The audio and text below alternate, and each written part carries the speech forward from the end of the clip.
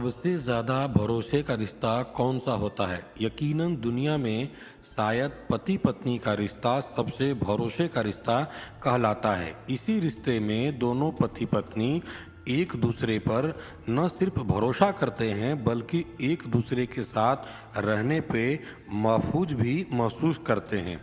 आज का सनसनीखेज मामला फ्रांस से है। इस मामले ने पति पत्नी के रिश्ते को शर्मसार कर दिया। जिसने भी ये वारदात सुनी वह सभी हैरत में हैं। यहाँ तक कि पुलिस भी सकते में है। लास्ट तक बने रहें, जानते हैं पूरा मामला क्या है। दोस्तों नमस्कार, स्वागत है आपका हमारे YouTube चैनल पे। इससे पहले कि आप कहानी में खो जाएं, आपसे रिक्वेस्ट है कि वीडियो को लाइक करें, शेयर करें और चैनल को सब्सक्राइब करना ना भूलें। तो शुरू करते हैं आज की कहानी। फ्रांस में एक शहर में जहां जीवन सामान्य दिखता था, एक ऐसा खौफनाक मामला सामने आया जिसने सबको हिला करके रख दिया। इसी शहर में एक शख्स रहता था जिसका नाम डोमिनिक पेलिकोट था। उम्र 75 वर्ष। यह शख्स देखने में आम इंसान था, लेकिन अंदर से वह उतना ही क्रूर था। वह अपने अंदर एक खौफनाक साजिश लिया बैठा था।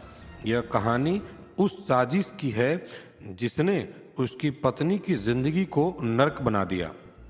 उसकी पत्नी का नाम गिसेल पेलिकॉट था। उम्र 71 साल थी। वह अपने पति के साथ फ्रांस में रहती थी। उनके 2 बच्चे थे, एक बेटा और एक बेटी। डोमिनिक अपनी बीवी गिसेल के साथ अकेले रहता था। दोनों खुश थे। आखिरकार धीरे धीरे समय गुजरा। गिसेल को हर रात कुछ न कुछ अलग महसूस होता था। जब वह सो करके उठती थी तो उसे बड़ा अजीब लगता था। बदन टूटा टूटा महसूस होता था।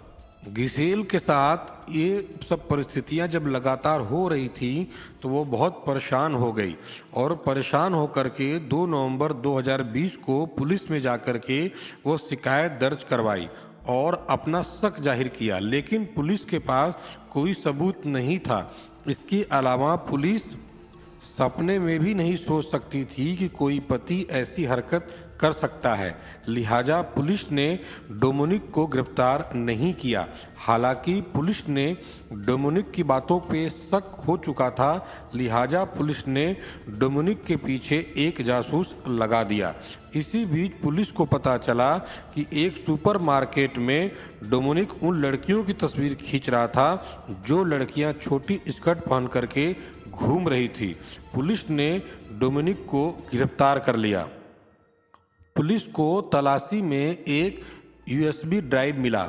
उस ड्राइव की जब जांच की गई तो सबके होश उड़ गए। पुलिस भी देख करके अंदर से हिल गई।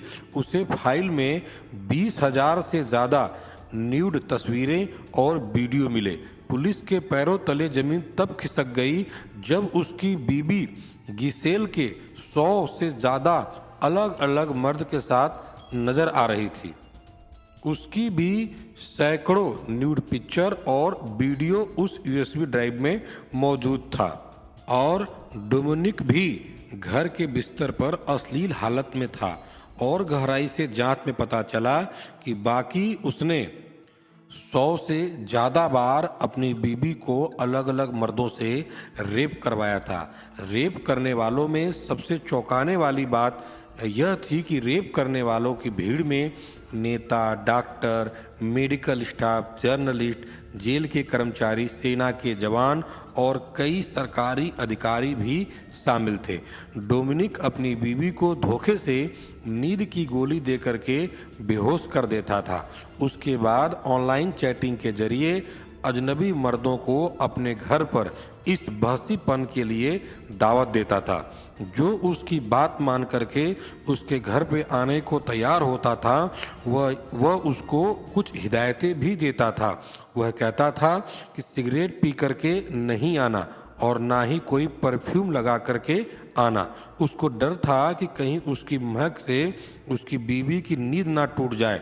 पुलिस को यह सब जान करके हैरानी हुई कि यह सिलसिला 1-2 साल नहीं बल्कि कई सालों तक लगातार चला और गिसेल को कुछ भी पता नहीं चला। उसने साल भर में 450 नींद की गोलियां खरीदी पुलिस की पूछताछ में डोमिनिक ने अपनी करतूत कबूल कर ली। जांच में पता चला कि 72 लोगों ने लगभग 92 बार गिसेल का बलात्कार किया, जिनमें 51 लोगों की पहचान कर ली गई है। पुलिस ने वीडियो देख करके एक एक करके सभी आरोपियों को गिरफ्तार कर लिया। उनकी उम्र 26 से लेकर के 73 के बीच थी। पुलिस ने बताया कि महिला को इसके बारे में कुछ भी नहीं पता है। जब उसे बताया गया तो वह सदमे में आ गई। उसने सबसे पहले अपने पति को तलाक दिया। महिला का कहना था कि शायद डोमिनिक को कोई बीमारी है। खैर, गुनहगारों को पकड़ करके उनको सलाखों के पीछे डाल दिया गया है और बाकी जो गुनाहगार हैं उनकी तलाश जारी है।